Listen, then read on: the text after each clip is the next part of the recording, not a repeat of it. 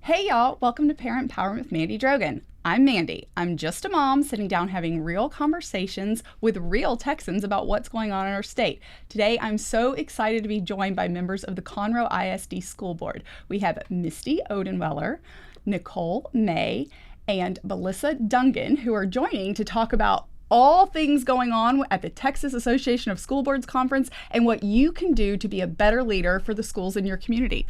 Ladies, thanks for being here. Thanks for having us. Thank you for having us. Well, you all have been leading the charge in Conroe ISD to get woke out, to get parent involvement up, and to make sure that your schools are the very best in Texas. So thank you all for that. You've also been fighting back against a lot of the radical ideologies that are coming through the Texas Association of School Boards, or TASBY, and most recently, you all stood up and put a stop to your board endorsing a lot of their policies by joining that executive team. Misty, can you talk to us a little bit about what happened? Recently, we had a trustee ask to be nominated to our appointed seat on the TASB board. Yeah. It was brought before all the board as an agenda item, and we weren't necessarily opposed to her if she wanted to serve working with TASB. She has a right to do that. But we had to vote based on how TASB requires us to do it. Mm-hmm. We had to sign, I personally, because I'm the president, had to sign a document approving her. We had to take a board vote approving her to be on this board. We did not feel that it would serve us well. Number one, we believed that our voice of saying no to having someone on the board was actually stronger than having someone endorsed by us to be sitting on that board. Our vote would have been endorsing our agreement with TASB. Mm-hmm. And we're not in alignment and agreement with a lot of what TASB stands for. Right. So therefore, I'm just speaking for myself as a trustee on the board, I personally did not feel I could support that vote and that endorsement. Mm-hmm. They don't allow a pathway for this trustee to be on the board unless we all endorse it and approve it.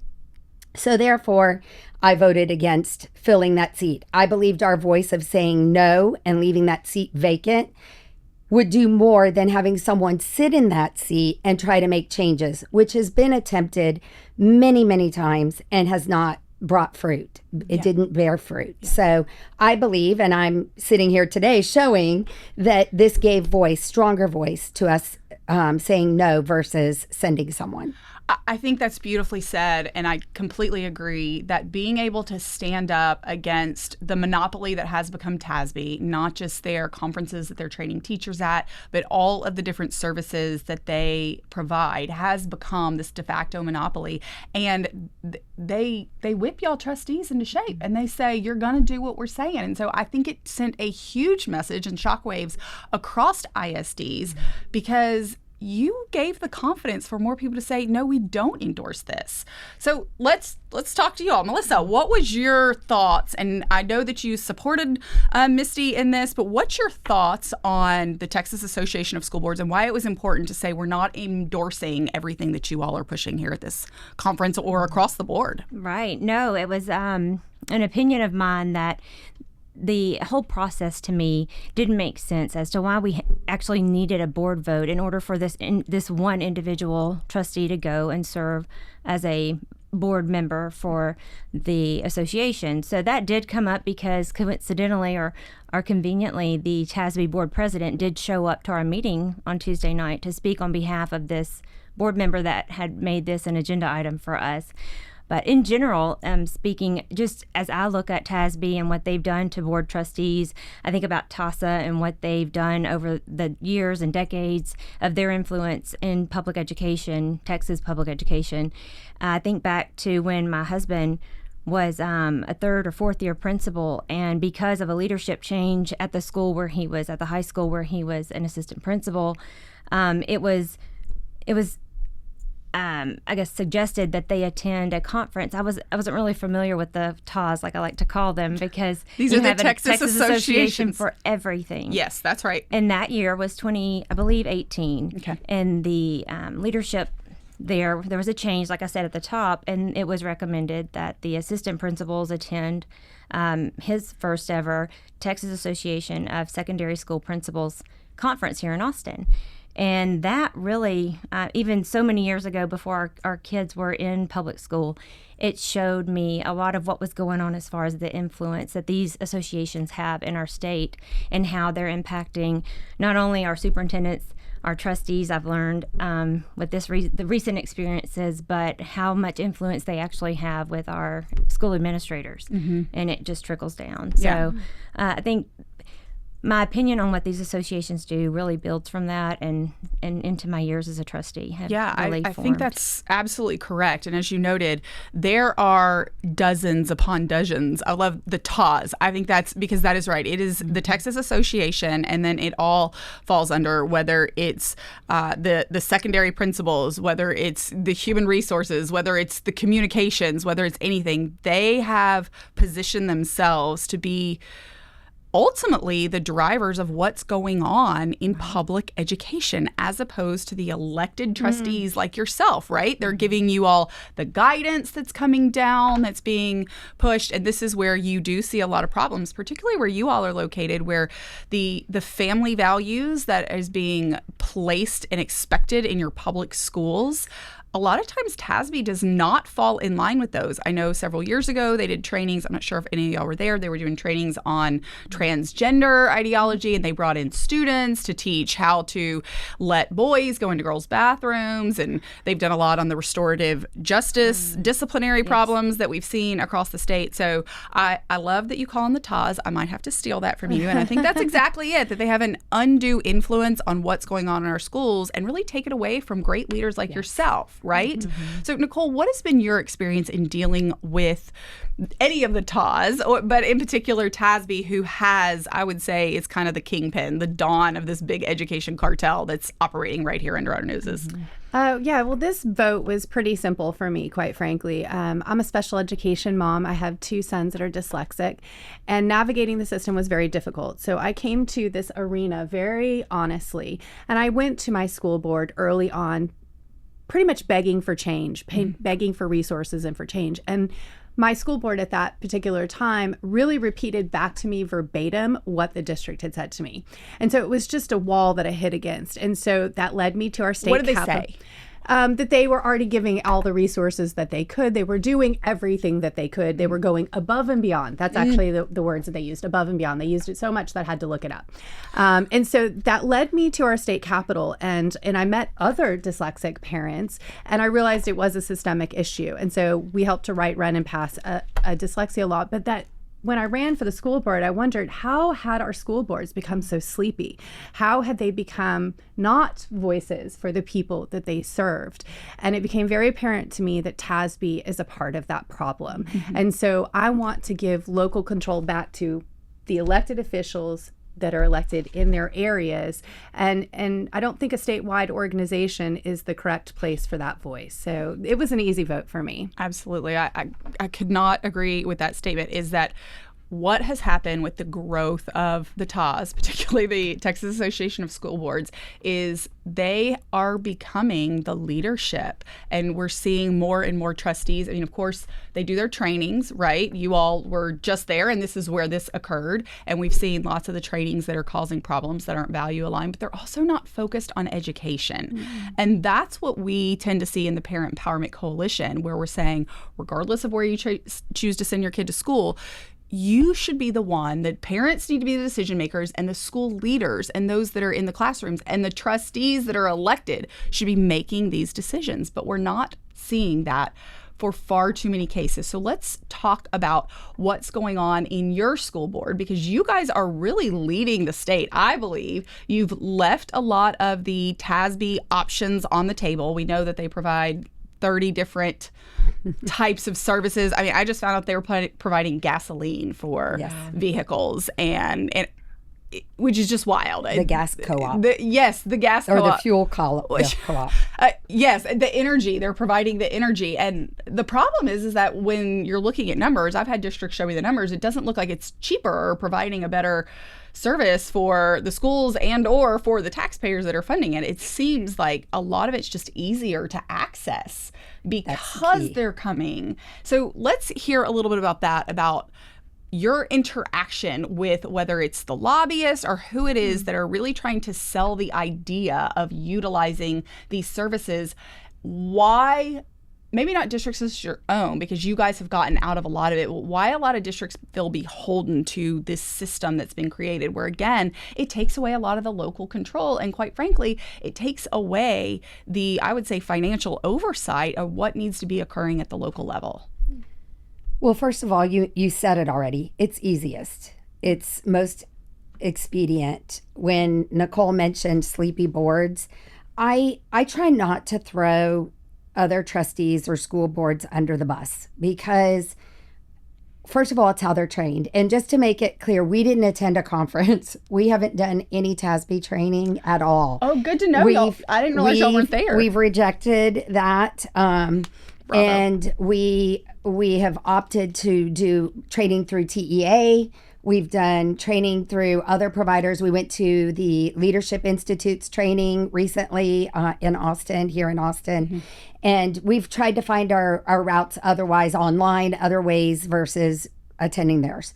Because again, that's we're I hate to use the word indoctrinated, but you're being indoctrinated.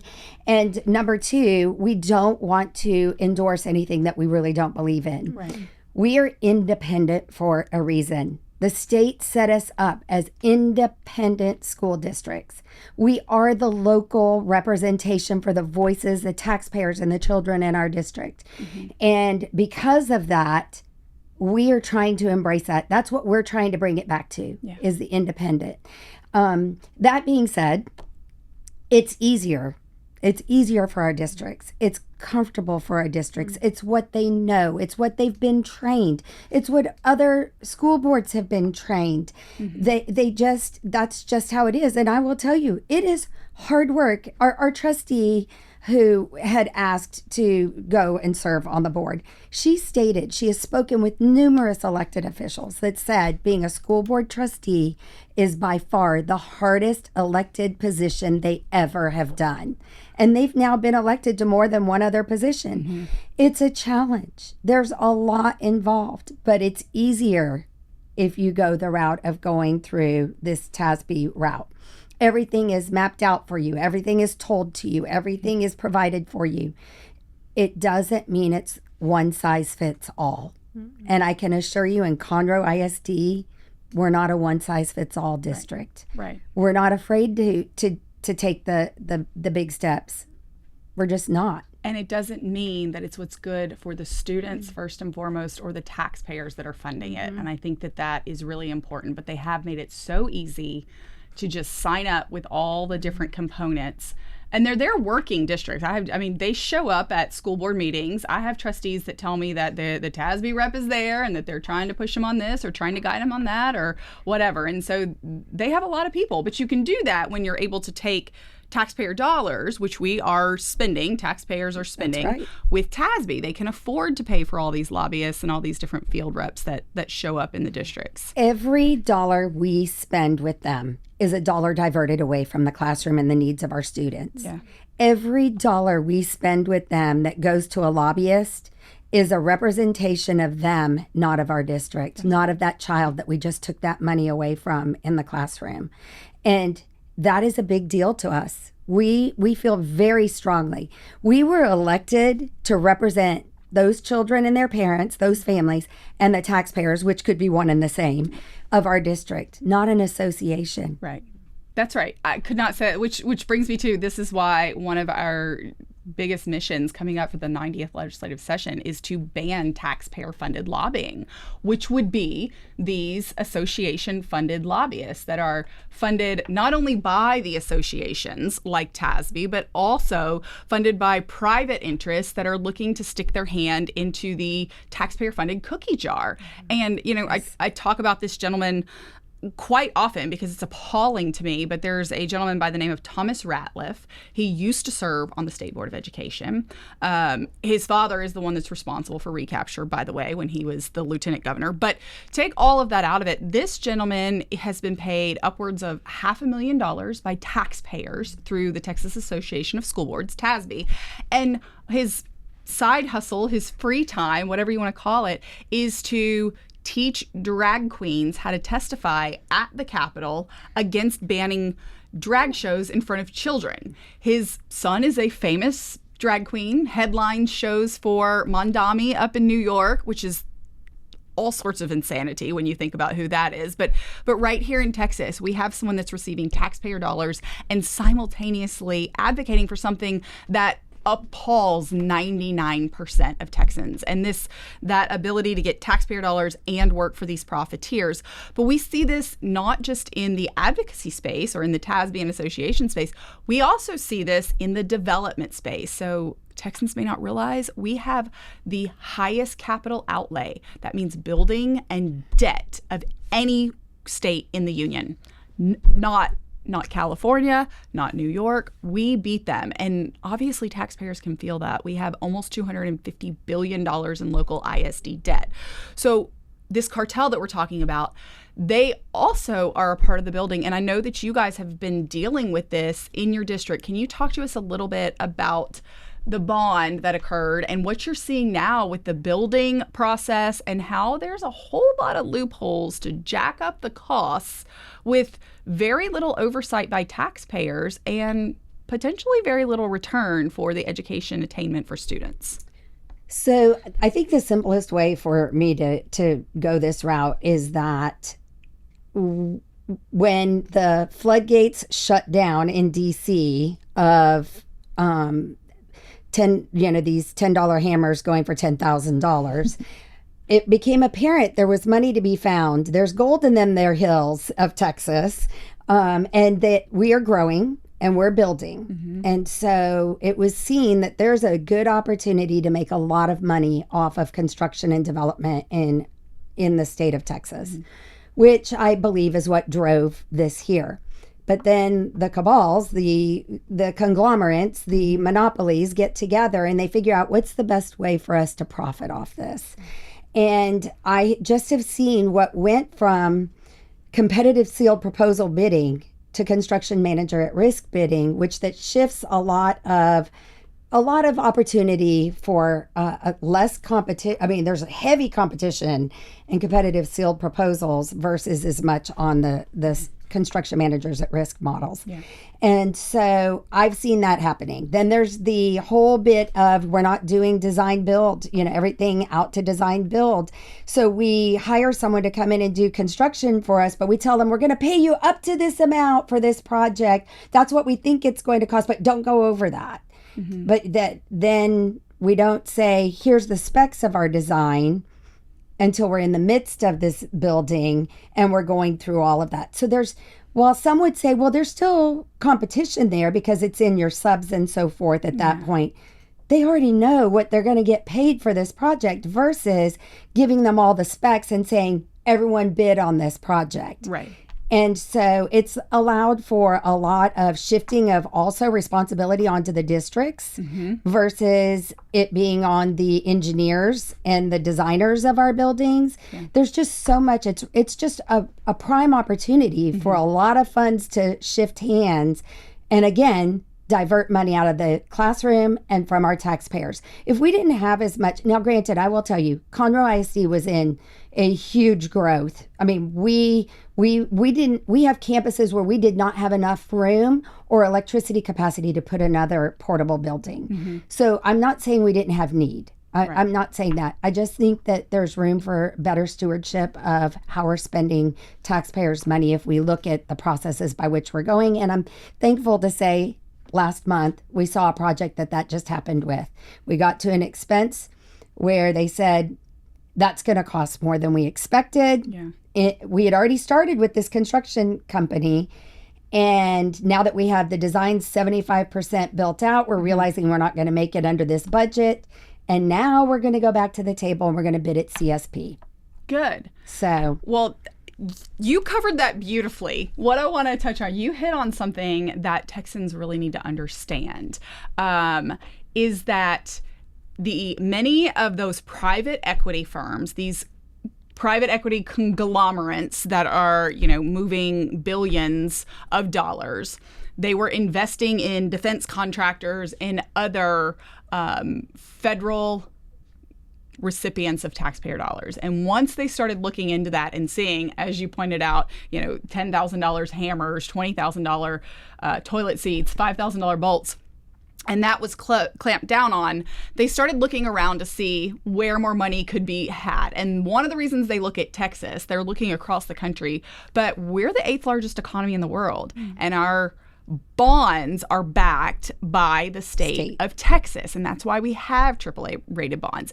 And so many of these firms started investing in many of our construction and architecture firms, and that's where you have that. I know for a fact that Huckabee Architects, one of the largest, if not the largest, architecture firm in Texas and in the country for K through 12 schools, that they were acquired by Godspeed Capital and then Windpoint Capital. And these are all private equity firms that are obviously driving for a massive profit. But the profit comes from us, the taxpayers. And they're finding any way to drive up the cost of the bonds. And that's why we went back and we looked at yours. We could see that it was, I think, Melissa, you went and looked up who had been funding the bond proposal, right? And what did you find? Who was funding the Political Action Committee? There was a PAC that was funded. One of the builders was Marshall Builders. That's one of the builders that has built 2 of our most recent schools. Yep. I'm not sure I can remember the other. That's okay, names, but they're notable it's names. architecture, engineering, and construction firms. Yes, these are vendors that these we are vendors pay to do work for our district over. But prior to that, they had years. invested in the bond, right? To pass the bond. So, and they worked with whomever planned the bond. And so that's what's really important for Texans to understand, is that there's this whole process where they come and they say, we'll help you plan it. In fact, I can't speak to what happened in Conroe, but I know in Dripping Springs, they just went through this, where there is a bond planning company called Transcend 4, and they were trying to help guide how much they needed for the bond and what they would need for the high school build and all the things. And they passed, it was over $500 million. I think it was upwards of 500 plus million. And what this firm did not tell to the board at the time, Dripping Springs ISD, was that the bond planning company that was going to help, had been acquired by VLK Architects, the architecture firm that was going to do this. And so you just look at how this is all set up. Yeah, it's all connected. And so it looks like, this is why I call it a cartel, because they have figured out, they have rigged the system. And then the burden, unfortunately, comes to trustees, and you're trying to piece together who's who and how does this all fit together. And it's all at the expense of our children's education and taxpayers' bank accounts. Nicole started asking the question about January-ish, about Conroe High School. 10 years under, it's been multiple projects, not just one, but it's been under construction for 10 years. Why are we here for 10 years on a project? She was asking these questions, and then she started digging into the whole construction. And now, because of it, we're doing an audit on Conroe High School because she asked the hard questions. And have you guys found any information as to why? It's underway at the moment. Okay. So you're trying to figure out why this has taken a decade. And why, I mean, did the costs keep going up? Because a lot of times I'm hearing about these change orders in the construction process that effectively negates a lot of the other provisions and clauses that are in these legal contracts, which can explode the budget and the timeline. Yes. I'll just say that at this point, we're still, our Finance and Audit Committee hasn't had the results come back on the audit yet, so I'd be premature in jumping the gun on that. But my point is school boards can't just sit back and assume everything is operating. Our primary responsibility is the governance and the fiduciary responsibility, and we can't be sleepy. She says that so well, sleepy boards. We have to be engaged. We have to be the voice of the people that sent us. An association didn't elect us. And you have to be well informed, and that goes back to what you all were talking about. I'm really excited to know that y'all weren't at the actual TASB conference. You pointed something out that you all have gone and sought out. You have a certain number of mandated hours every trustee in a public school does, and this is really where TASB and the other TAS, TASA, and the others that are mandating, the state mandates the training, which is oftentimes at the request, I will say, of the taxpayer-funded lobbyists who understand they can make money off of these trainings. And then we're paying for trustees to go to the JW Marriott in San Antonio or Kalahari Resorts and just spending all of these taxpayer resources to, you said it hesitantly, I'll say it because I totally agree, they indoctrinate you and they're not focused on the things that you ladies are focused on, and several of your other board members that agree, and you all are a united front of being able to ensure that you are representing the students and the taxpayers. And that's a huge problem. Say again where you all have been able to find trainings to meet the requirements, because this is something that here at the foundation and the entire parent empowerment movement is all about, is getting the trainings out of TASB and out of these resorts, these absolutely ostentatious, amazing vacation places, but the taxpayers shouldn't be funding trustees and other leaders to go for 3-day vacations. So how are you all finding your training without having to go to the TASB conferences? Well, one of the changes that we made is that we switched from using the policy services and hosting through TASB, because that was one we could make a change on easily, that didn't put a lot of strain and stress on the district right away, because it is a transition. You don't just yank something back and then not have to figure out where you're going with this. So you drop their board book, which is their guidance. We still policies. have board book, although we're switching, we're making shifts from that as well. Got it. But we don't host they don't host on their website our policies, and we don't use them for our legislative updates and mandates that come to us. We've joined T for that. T does have a website where we can do a lot of online trainings. They will bring trainings to us and train us on certain things. They did do a team of 8 training with us before our current superintendent. You can do them online. There's vector trainings, although I will warn you, some of those vector trainings have things that are out of date as well. So you have to be careful on that, which one of our former trustees caught that with a Title IX issue on one of the vector trainings. Plus, TEA has several trainings that you can do. There are places you can get your trainings. Your board council can probably do some of your training. We have an excellent board council that can do many of our trainings. She's TEA certified and can do many of our trainings.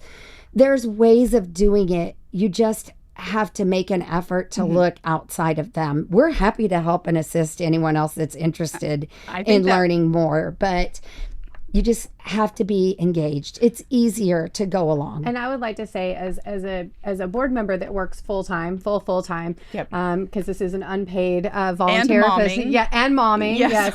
I would like to have a variety of options in my trainings.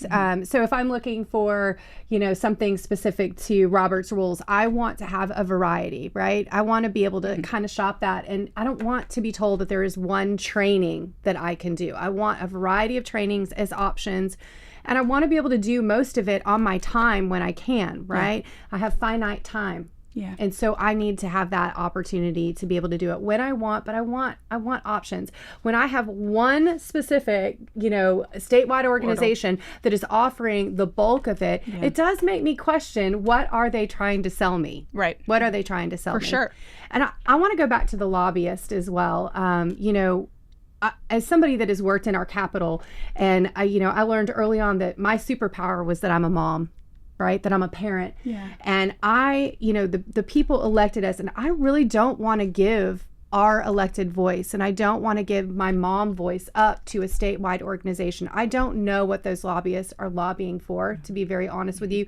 You know, the devil is in the details. And so they might give us legislative priorities, but what exactly is within those bills that they're pushing and they're negotiating for us? So from a lobbyist standpoint, I'm really against a statewide organization lobbying for our local community. So 100% agree. No, because I was also going to say, and we are a constitutional republic, right? We're set up to be a republic. And I know that you all routinely talk to your state representative and that he listened to you. And that's so important. And that is the whole point of the republic structure that we have set up, as opposed to, as you said, it negates the voices of not just the parents whose children are in the schools, but of the taxpayers.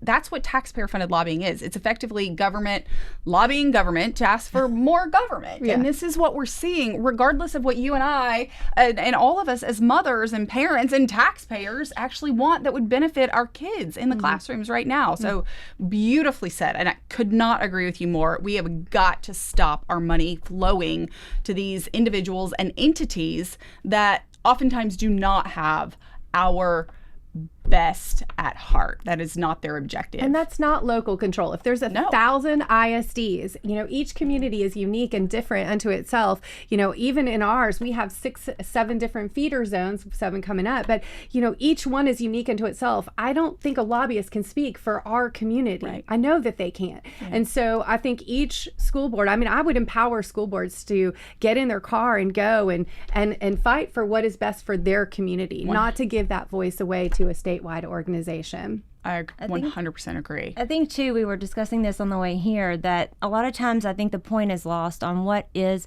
a parent, what is their role as far as their child's education. And I think we hear a lot of times about stakeholders. It's all about the stakeholder.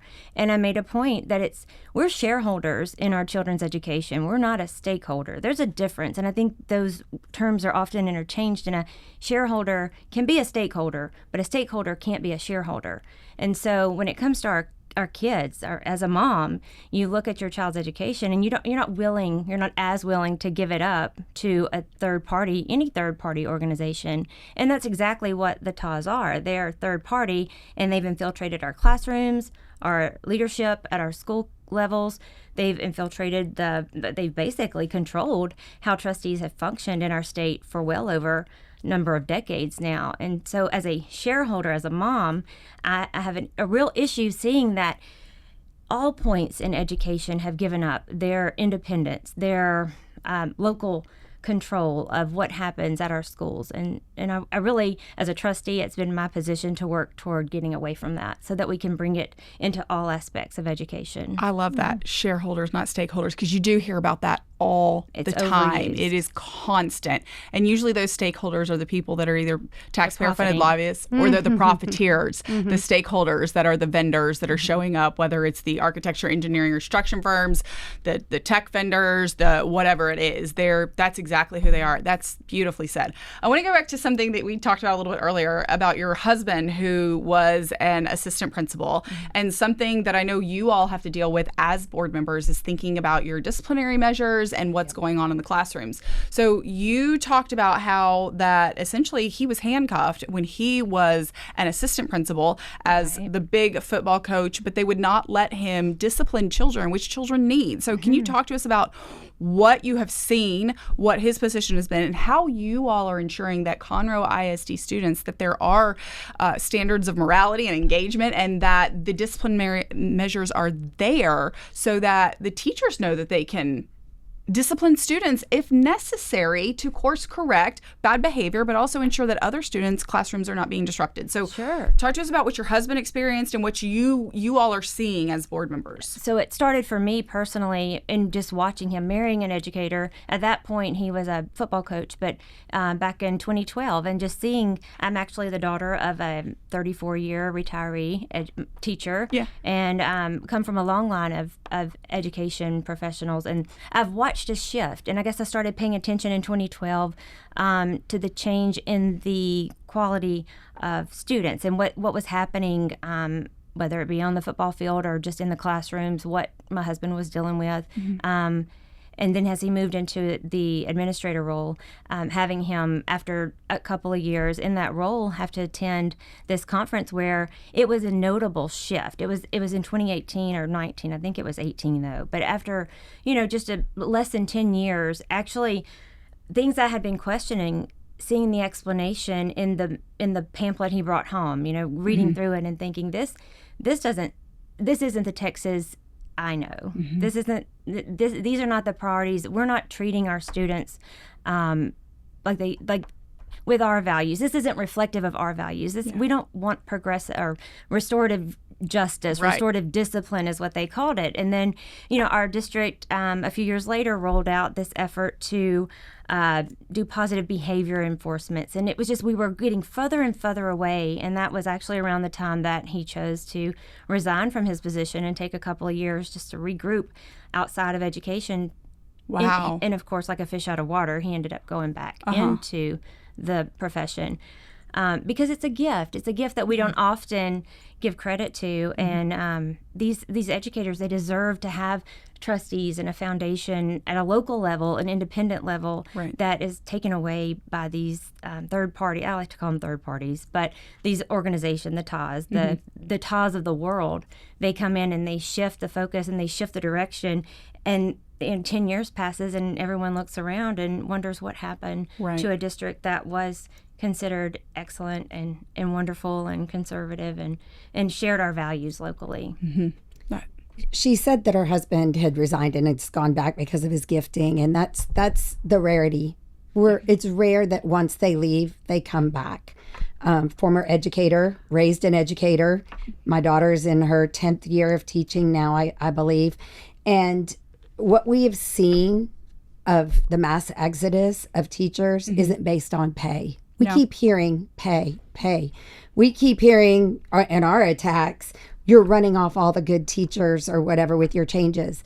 The reality is it's not us. It's the lack of discipline in our classrooms. And the whole idea that we can't discipline them. Our hands are tied. We can't do these things. And the joke was that I became known as the ding ding, like a ding ding on all these dings. We're going to get dinged if we discipline. We're going to get dinged on this. And I asked the question, what's a ding? Who's dinging us? And what happens when we get dinged? But yet nothing changed. Nothing changed. Our teachers need help. Yes. Our teachers are gifted in what they do. Our teachers are there not for the pay. Our teachers are there because they want to love and educate students. We need to give them the classrooms and the environments where they can. And I'm thankful that our new superintendent has rolled out district-wide plans and handbooks, or is about to this next school year, where it doesn't matter what campus you're on. If this happens, this is a consequence. He calls it the discipline playbook. Good. Yes. And I'm thankful because now our teachers know exactly what will happen. Our administrators know, hey, I'm being told this is what we're to do. I'm not going to get dinged on my campus for doing this. Everyone is going to be, even our students, they need boundaries. Yeah. They crave that. And by having these playbooks, everyone's going to know what the next play is if you choose to do something that's not appropriate. And so I'm just thankful that we are working with someone now that recognizes the value of those teachers. Yes, and you hit the nail on the head. There's been tons of polling that's come out that supported exactly what you're saying.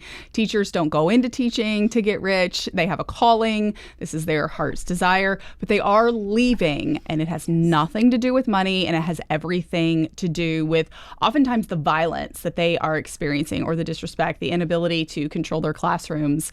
And that is a huge problem that I'm thrilled to hear that your new leader is going to be correcting. I hope they'll put the playbooks online, and that more, I feel like that having something like that comes out of a high performing district where there's high expectations, where there's high parental involvement, that it can be utilized in other districts, that they will take it and consider it outside of the TASBY messaging or whatever. But here's what you can do. Here's how you can elevate the standards, the expectations, get the soft bigotry of low expectations, not just out of the classrooms, but out of the culture, which is so important if we're going to build build back not just our teachers in the classrooms, but if we're going to build back public education across the state, it's going to have to happen because people are saying we're going to build a culture, and culture requires discipline and high expectations of the students, which they can rise to if it's there and it's actually reinforced.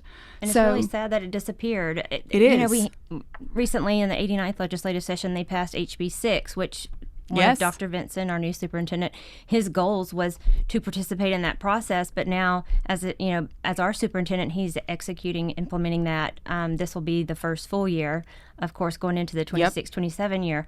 But it's really sad that we reached a point. I guess in my perspective, we started. It was a gradual crawl, I guess, but we started or on a decline to where we took discipline out of the schools. Mm-hmm. We removed it almost completely and replaced it with all these ideas of talking through our problems or working through our emotions. Mm-hmm. And kids don't need that. You know, kids do crave discipline. They need boundaries. They need standards.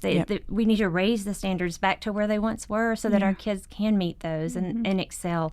And that starts with leadership. So we are thankful. Mm-hmm. Absolutely. Nicole, you talked about working so hard to make sure that dyslexia, which at one point had been kept out of the IEP process, had been seen as some sort of other learning difference that wasn't really taken care of. I want you to talk to us a little bit about that process of how you fought back, really as a parent, because I think it's so important for parents to understand that they have a voice and that you really can make a huge difference if you are fighting for your kids. So talk to us about what you did there and how y'all are rolling that out at your district to make sure that your students with learning disabilities, with learning differences, are having their education needs met and that they are able to be successful as well. I love talking about special education, so thank you. I will. It started for me as just a mom that had a gut feeling that something was off. And I went to my school board. I didn't even know what a school board was at that time. And I showed up, and it was the only public place that I could go to say something out loud on record to people that seemed to be, they were elected to represent me. Sadly, as I talked about, it just went on deaf ears. There was one board member that that came forward, Scott Moore, and he was pretty amazing. And he did pace us in the legislature the first session. But then, we figured that it was time for us to go to Austin and that might be the place for us. It took us 2 sessions to get that bill passed. We worked very hard. I have gray hairs on my head from that for sure. And then the implementation process, right? Like you pass a bill and it becomes a law and you think, oh, we're great, but then everybody interprets it a little bit differently. So you have to stay in the implementation process. And really what we're seeing is that our special education numbers are growing exponentially, but this is the natural release of the special education cap. I don't know if you're familiar with that. And so really at this point, we're just making sure that that we have enough dyslexia staff. We have enough special education staff to take care of all of the needs, because this is a protected class, right, of students. And so we need to make sure we have the resources. We need to make sure that we're focusing on staff retention and all of those types of things. But I want to kind of lead it into something that I think you're really good at talking about, and I want to kind of have this conversation with you about the risk management, because it does tie into special education. So when parents have this grievance process that they go through, right, and they go through a due process, and let's say a district appeals them, and then it triggers their risk management, it gets lost, and school boards no longer are aware of a legal fee that they're paying or that they're still fighting special education parents, families. And so I want to talk a little bit about that. We did write a very local policy, HBAG, that tracks our special education legal fees, that we pulled that back. We clawed that back so that we were paying attention to that. But I would love to hear your feedback on it. Well, I think that is incredibly important because we are spending an enormous amount of money on legal fees to a part of the education cartel. Many of them have their attorneys, and it's going up, and you're talking about that grievance process, and it gets lost. And then so many parents are put under the financial burden of trying to hire their own attorneys, and that is wrong. But B, we're spending all of these tax dollars when we could have just placed it in actually utilizing it to educate the students with special learning differences. And so it's a massive problem. I'm not sure, you said that you all were tracking it more. I feel like statewide, everyone should be doing this, because yes, we do dig into different, I mean, there's over 1,200 school districts, but sometimes when I get pointed in a direction by ladies like yourself or other trustees or other parents that'll say, hey, have you paid attention to this? We can go and see the amount of money and the legal fees that are being wasted when they just could have gone to educating a child are absolutely enormous, and nobody is really tracking them, because I'll also go into the PEMS data, which is a whole other rabbit hole. That's right, that's the best word. I was about to say racket, boondoggle, a whole lot of other things, but yes, it is, because when you go and you start looking at how and no one, I mean, y'all do because you're trustees, but very few people understand how to go in and dig through the coding of the PEMS data and understand what's happening with funding, particularly for special education students, and how much is being wasted. Not only that, I'll also point to in House Bill 3 in 2019, which I don't like for a whole host of reasons, but the one provision that y'all may have heard me talk about before that I abhor the most is that they said for career and technical education and special education services that you only are legally required to spend 55% of the allocated amount. And I've dug into it, and the people that worked on it and the lobbyist excuses and all the things and the reasoning behind it. And it was, well, if they just have extra money sitting there, which is just absolutely absurd when we look at the amount of money that's being wasted on legal fees to fight against special education parents. So I think that is a loophole. I want to see the entire funding formula redone. We need to go back after recapture. We need to go back after the funding formula and how we are funding students, including students with special education needs. We should not have a loophole where that districts can put back into their general operating fund 45% of money that's allocated for students for a protected class for whatever excuse they're giving, and we should not have parents that are having to spend this money on legal fees to fight to get their students the education services. But I've also found that with school boards, we've lacked the accountability because it gets lost in the system when you lack the transparency, and we lack the transparency with the risk management. Yes, and so that is a big problem for me. I don't know how to fix that just yet. Which is usually driven by TASB, right? Yes. Once exactly it gets right. That's there, a whole other part of the TASB cabal and monopoly is that they have these very specific firms. I named one, Walsh and Gallegos, but there's a whole host of others that are. It's about half a dozen of them. It's the same firms. It's used by pretty much every single school district, and their whole job is to fight against parents. And it gets, and you're right, and it gets lost. And it is a transparency issue. And this is what the whole system is a transparency issue. Special education spending, but all of the spending becomes a transparency issue where a lot of times you've got, in fact, we're thinking about running legislation that says that school boards must be given any financial documentations, because we've got school boards, I don't know if y'all have encountered this, but there is a lot of trustees that when they ask for information, financial information, they'll be told they can't have it. They don't have access to it. And that goes into the same boat. So transparency for trustees and the general public and the parents is a huge problem that has allowed, I think, some nefarious and greedy actors to operate in this silo of opaqueness. So several things that you mentioned there. Any trustee that's being told that, I'm telling you right now, you have a right to any document, any information in your district. You do need to fill out the proper paperwork or form or whatever in your capacity. You have the right to that. So if they tell you you're not entitled to it, they're wrong. You are the one person in the district that has that right. So that I'm saying for the record for them. Yes. So number two on that, back to when you were saying it gets lost. Once it goes to risk management or that pool insurance policy, basically the district is done. Guess what? We don't get to choose who handles it.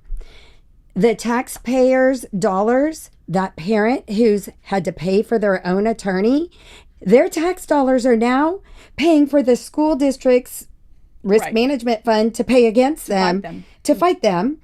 Not only that, we don't have any indication, any say, or any direction or guidance in the process that to state that, you know what, we want to trigger, what can we do to help and make this better? We want to help this student and stop this spending. What can we, It's all controlled by TASB. Once we reach that deductible amount, we no longer can have any control over it. Right.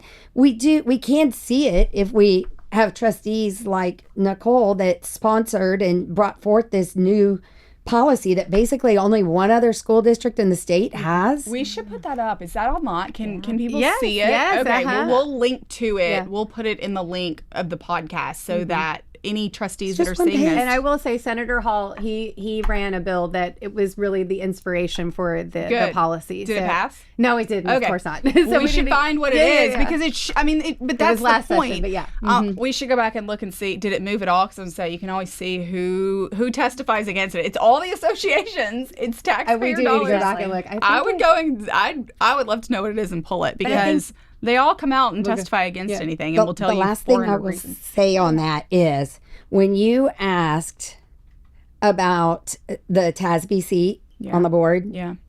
how do you then take what we've all been saying about our local control, our local values, our local direction and guidance? If it doesn't match whatever the TASB legislative priorities are, if our district legislative priorities don't match TASB's and we have someone seated on that board, their primary objective is to push through the TASB initiative. So how do you do that? You're no longer representing your district. You're representing this. And so for us, we're like, Nicole has the saying, get in your car. Oh yeah. The solution is simple. Get in your car, go to Austin, and fight for your rights. Yeah, you've got your rights. Yeah. I love you it. don't need to give it away to a statewide organization. That's exactly right. Okay, before we wrap up, this has been so great. I'm going to start with you, Misty. I want you to look into the camera right over my shoulder. I want you to talk to the leadership of Texas, talk to the legislators about what they can do to make sure they're supporting great trustees like yourself, parents, and the students of Texas, and make our education system better. Right there. Oh, goodness. Okay. I will tell you, if you want good people to run who will support your values and your things that you want to see happening in your community, but especially in your local school districts, support them. Let them hear from you. Make a donation to their campaign. Get to know who they are and make sure, I don't care what anyone tells you, public education, school positions on boards are not they may be nonpartisan. They are not void of an opinion or a viewpoint. So make sure you know who those people are that are representing you in your local district and that you support them and you get the vote out and you work on their campaigns if you want to see your parent empowerment and be the involvement that makes the change. Love that. Nicole, what would you tell leaders on what they can do for the special education community, but for all parents that want to have a voice? I would say first to legislators, thank you so much. When we come into your offices, you welcome us, and we thank you for that. And you sit down with us and you have conversations with us. And I think it all begins with those conversations. When your school board trustees come into your offices with their own local legislative priorities, just assimilate all of those priorities and find the common threads, and look for those school board members that are really advocating for their students and for their communities. And again, thank you for what you do, legislators. It's very important. Melissa. Get involved. No matter how big or how small the issue seems, get involved. Like a fine example of getting involved is running for a trustee yourself. Take what you know, what you can bring to the table, and use it to benefit your local classrooms, your local community. And just like what Trustee May did with this particular policy that she brought to the table, remind your trustees that their control starts locally. It doesn't take legislation to make a big change in your district. We don't have to wait for the next legislative session. We possess the power, and we need to use that power and make sure you hold your people accountable so that they are utilizing their power at the local level. Ladies, thank you all for fighting back against the big ed cartel that is led by TASB and the TAS, as you say. As a mom, it's so encouraging to know that there are women out there like yourselves, mothers, grandmothers, that are fighting for each and every student in your district and across the state of Texas. Thank you for joining us today on Parent Empowerment with Mandy Drogin. And now you have the power.